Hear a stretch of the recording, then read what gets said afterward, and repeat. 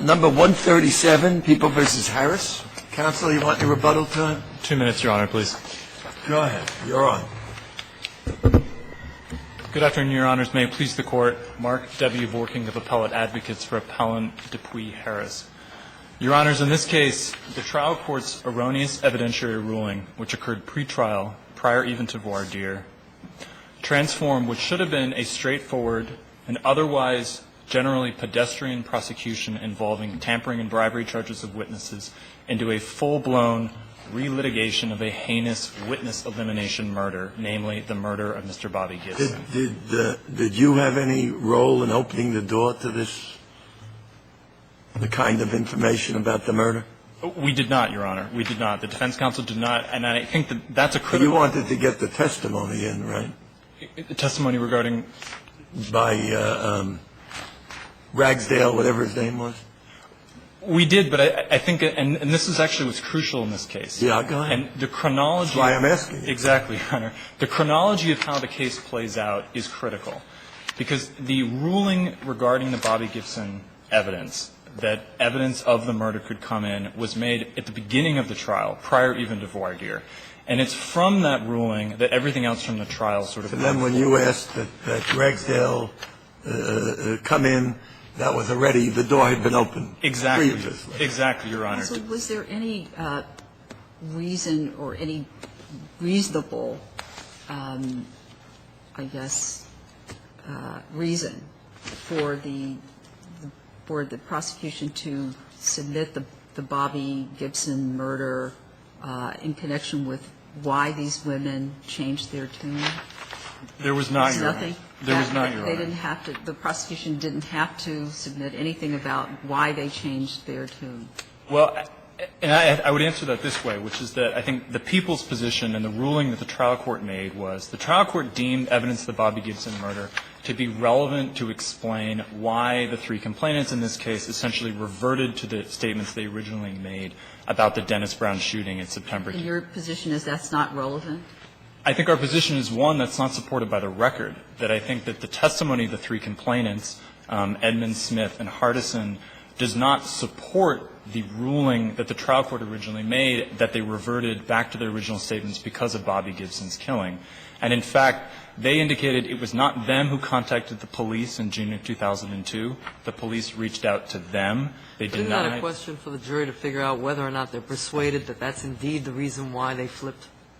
I don't believe so, Your Honor, because I think this comes down to this is a basic rule of relevancy. And evidence such as the Bobby Gibson murder, just like any other sort of evidence in any criminal prosecution, is relevant if it bears upon a material fact. Assuming that you're right and the Gibson stuff shouldn't have come in, what effect did it have?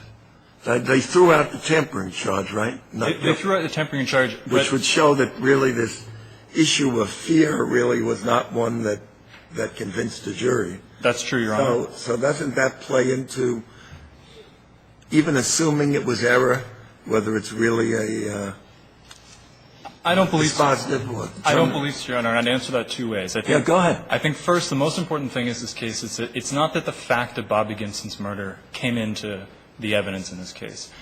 It's that nearly 100 pages of testimony of this trial was devoted to Bobby Gibson's killing. There were 6 witnesses testified to it, and they testified not only to the killing itself, but their subjective reactions to it. And that includes the three. But it was made clear that the defendant wasn't charged any crime relating to the Gibson murder, right? Well, I guess I would dispute that characterization with some point, Your Honor, which is that, yes, a charge was given to the jury to the effect that Mr. Harris in this case was not charged with the murder of Bobby Gibson. Right. And the Court said something similar during the course of voir dire.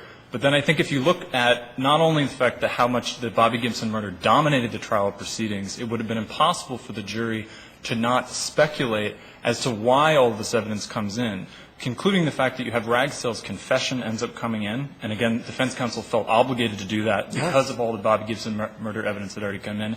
And then you have the autopsy, a page of the Gibson autopsy which comes in the people's rebuttal. So you would have kept this out altogether?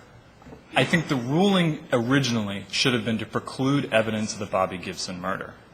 And I think we, based on the court record, cannot predict how the trial would have unfolded had that ruling. I thought you just agreed that it was relevant to something related to these witnesses' testimony about why they might have changed their minds.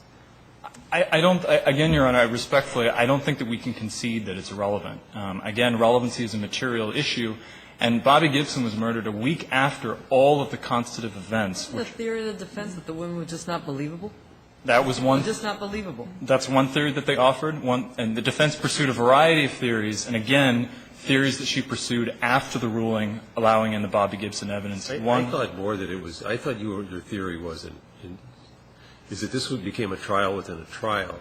That, see, it's hard, I think, not to criticize a judge for saying, well, they have a right to say this is why they changed.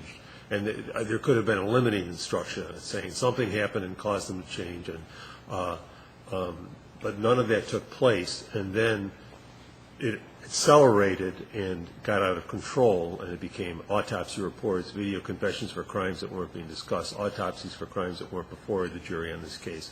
And I thought that was the source of your theory, not that the initial ruling at all, if it had been structured right, was improper. But you're saying the completing the narrative concept was entirely wrong in the very beginning? Well, our position was that the evidence was irrelevant and should not have come in. The completing the narrative evidence relevant at all, that something happened that caused them to change? I think that it's hard to predict exactly how that could have unfolded if evidence the Bobby Gibson murder had not have come in. But I think, Judge Fahey, I think your point is well taken, which is this was a classic trial within a trial, which this Court has talked about in prior decisions. Ultimately, this became a relitigation of the Bobby Gibson murder, which, of course, the people had already achieved a conviction for as to Travis Ragsdale, who, of course, was convicted of second-degree murder at a proceeding in which the jury rejected the notion that Bobby Gibson was murdered because he was a witness to the Dennis Brown killing in September. And I think because it became a trial within a trial, that's why the introduction of this evidence was so fundamentally prejudicial to Mr. Harris in this case. Again, so many witnesses testified to it. All of this extraneous evidence additionally came in. And, you know, this Court — You think it was so prevalent that the jury couldn't have really ignored much of this evidence relating to the Gibson murder? Precisely, Your Honor. That's overwhelming. Precisely. And that's especially true given that the Court's ruling led to the summation remarks by the prosecutor in this case. So even prior to the summation, all of this evidence is coming in, and obviously this sort of specter is in the sort of wings during the course of the trial proceedings.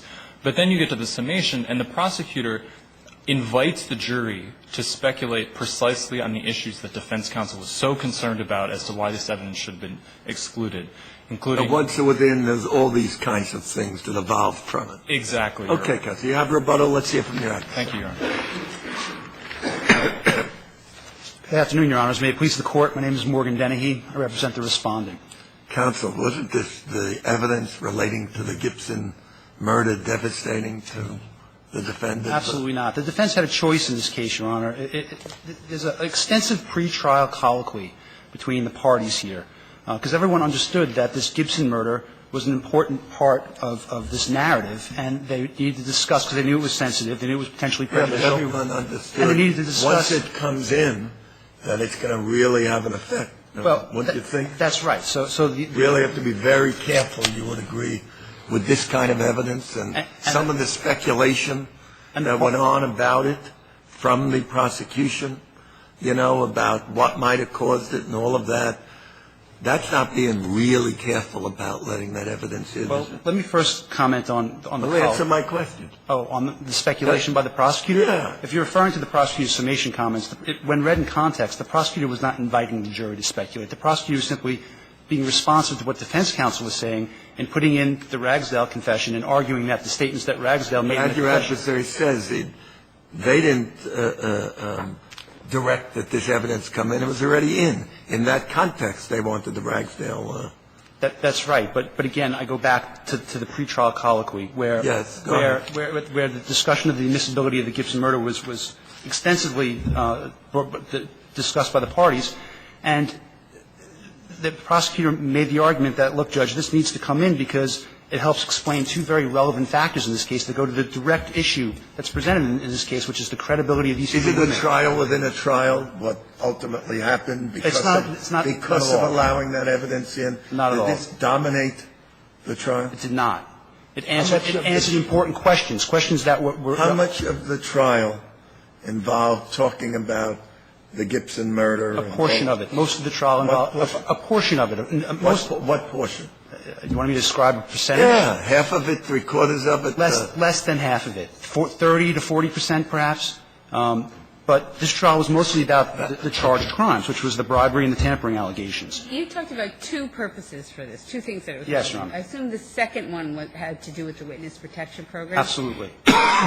Under what theory would that come in before there was any testimony brought out by the defense? Right. Again, I'll go back to the pretrial colloquy where these issues are discussed, and I urge the Court to really look at that colloquy. Defense counsel was faced with – defense counsel obviously didn't want the evidence of the Gibson murder to come in. And the Court said, defense counsel, I'm going to let this in because it's relevant to the relocations.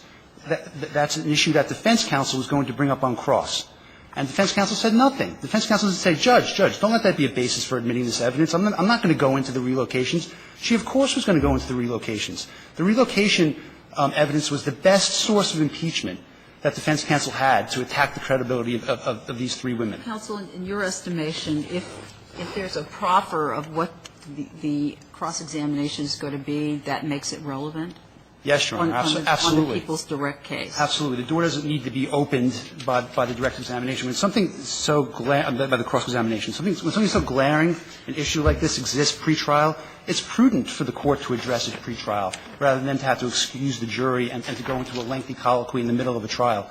It's obvious that this issue is going to come up. So the Court wisely said, let's discuss it now before the trial even starts. And defense counsel signaled her intent to not only talk about the relocations, but more importantly – If the Court had said you can't. I'm sorry? If the Court had said you can't raise it on direct, and if once they raise it, then you can cross and respond. That was one way to go. That would have been fine, too. Well, but it doesn't mean that this was that's error. what I'm saying. You were not foreclosed from that if the Court had held the other way.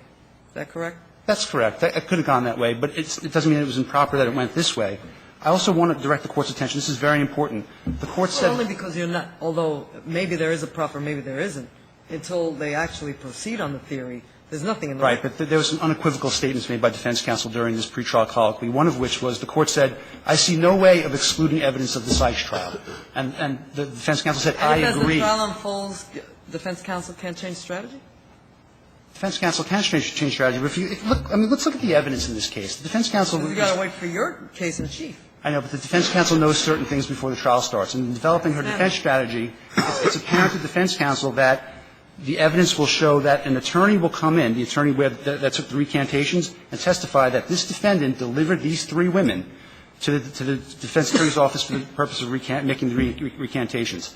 The question then becomes whether or not the testimony of the three women about receiving $500 is credible or not. The case hinges upon that. Well, I keep thinking that you know, that some testimony about the fact that Gibson was killed and how it may or may not have affected what these three women did would have been, you know, in a very limited sense with a stipulation that the jury in the murder trial of Gibson did not find that it was a witness issue. I mean, wouldn't that have solved the problem right there? In other words, more toward the limited instruction, Your Honor, is suggesting? Well, yeah, exactly. Limiting. So then the testimony about this trial could have been so limited. Well, and we wouldn't have had all of this, you know, looking for drawing inferences and the summation and all of that. And the defense wouldn't. It's what concerns me is it looks like because of this initial ruling, everything sort of came out one after the other, and then everybody's arguing, well, I had to do this because the other side did this, and it just got out of hand. Once defense counsel signaled her intent to talk about the women flip-flopping at the Sykes trial and then going into witness protection and receiving tens of thousands of dollars from the district attorney's office, but they did that because this was already in evidence. They did that because Gibson was killed. And without evidence of the Gibson murder, the jury would have been left with the false impression that they were doing it because the district attorney was paying them to do it. There was a legitimate reason why these things happened, and the jury was entitled to hear that. It sounds to me that there was a decision made by the trial judge on a matter of evidence, and our decision is to decide whether that decision was an error as a matter of law, right? An abuse of discretion as a matter of law. Correct, Your Honor. If it's just a discretionary call, then who are we to second guess it? Especially where there was a really legitimate basis for the court's decision here to permit this evidence. And don't forget, instructions were given throughout. During jury selection by the judge, the prosecutor even made statements in his opening statement that there was no evidence. I don't want to mischaracterize what he said. He said that defendant was nowhere near the shooting when Gibson was killed. And then, again, there was a charge given in the final charge by the jury, by the judge to the jury. And, again, the prosecutor stated in his summation that there was no evidence that defendant was involved in the Gibson shooting. So any prejudice that was caused by this was slight at best. Okay, counsel. Can I just address? Sure. I have time. Go ahead. My adversary mentioned that there was no evidence or that the Gibson murder caused the girls to act as they did in flip-flopping at the Sykes trial. And in his brief, he argues that threats from law enforcement about arrest were the reason why they actually flip-flopped and why they went into witness protection. That's simply not the case. The evidence shows that the girls, the detectives, after the Gibson murder, the detective reached out to them and said, we're concerned about you. Do you want to come with us? And they said, no, we're okay. And then a day later, the girls reached out to that detective and said, we have something to tell you. So the girls reached out on their own and revealed the witness bribery and tampering that the defendant did. So therefore, of course, it was the Gibson murder and not the threats, because the threats only came after the girls reached out on their own. So I wanted to clear that up. Do you know, counsel, does the record reveal whether there were other witnesses besides these three teenage girls to the Sykes murder? Correct. So after Gibson, who was one of those witnesses, was murdered himself or killed, you said the police reached out to those teenage witnesses. Did they reach out to any of the other witnesses? For my involvement with the case, Your Honor, the only four witnesses that were lined up to testify against Wesley Sykes were the three women and Bobby Gibson. Yes. The last point I want to make is that my adversary also said that the defense, we don't know what theory the defense would have pursued. There were multiple theories available. I want to dispute that. The only theory the defense had was that the women were lying at the trial about receiving $500. The defense counsel had to admit that the defendant brought him over to the attorney's office. The only possibility for an acquittal here was that they were lying about receiving the $500. That's credibility. And the Gibson murder was directly relevant to the credibility of these three witnesses. Therefore, it was properly admitted. Okay. Thanks, counsel. Thank you, Your Honor. Rebuttal. Your Honor, just very briefly. I just want to address one minor record point. I don't want to get bogged down in the appendix, but the issue as to whether or not who contacted who that late June weekend of 2002, there's widely conflicting testimony about that. The officers testified that Smith called them on June 30th. Smith actually never indicates precisely that she called. She actually gives conflicting reports as to what happened. She says, I never reached out to the police. At one point she says, potentially I did, but then she then contradicts herself. And so there's no real evidence. It's true, counsel, that the police reached out to the witnesses after the Gibson murder. Was there something wrong with that? Because Gibson was one of the witnesses who was slated to testify, I think, 2 days after he was murdered. That's right, Your Honor. So would there be anything wrong with the police reaching out to other potential witnesses to find out if they're okay? I think as a matter of procedure, of course not, Your Honor. But I think in this case the question was, insofar as the Bobby Gibson evidence was admitted because it was relevant to the issue of why the girls came forward to the police, that arguably the record and what was ultimately testified to did not support that ground of relevancy. And what I'd also like to just say is that defense counsel did not telegraph her intent to bring up the issue of the relocation, which was discussed by my adversary here. And I think that notwithstanding the prosecutor's own statement to the court that the defense counsel did not intend to do that, defense counsel never raised the issue of the relocation in her opening statement. And while ultimately she did cross-examine the complainants about it, she only did that after the people had elicited substantial testimony about their big relocation project. Again, but you realistically, I mean, he's saying, but realistically, that is your theory. You have to do that. Is it possible to have proceeded without that? I think there was, Your Honor. I think that these were three young teenage girls. But wouldn't it have been ineffective assistance of counsel if that wasn't raised and the conviction followed? I mean, wouldn't you say, wait a minute, here's a key piece of evidence that should have been brought out that the defense did not do? Respectfully, Your Honor, I think defense counsel pursued a variety of theories. Yes, she did challenge the credibility of the complainants, but again, this was after the initial ruling. But I think she also questioned the circumstances of the July 4th shooting themselves, and I think suggested that one could perceive the events differently. And so, in fact, maybe the girls gave truthful statements to Warren. And so she didn't necessarily have to attack them based on the relocation. The final thing I just want to mention. Last point, counsel. Your time is up. The people have pursued what is in effect an anticipatory relevancy, which is to say that something which might potentially become relevant based on cross-examination by the defense is in effect relevant from the start of trial. And there's no case law to support this, and I would actually argue that this Court's decision in Liller and in other cases suggests that you cannot do that, that the proper thing is to bring this in rebuttal, if not at all. Thank you. Thank you both. Thank you very much, Your Honors.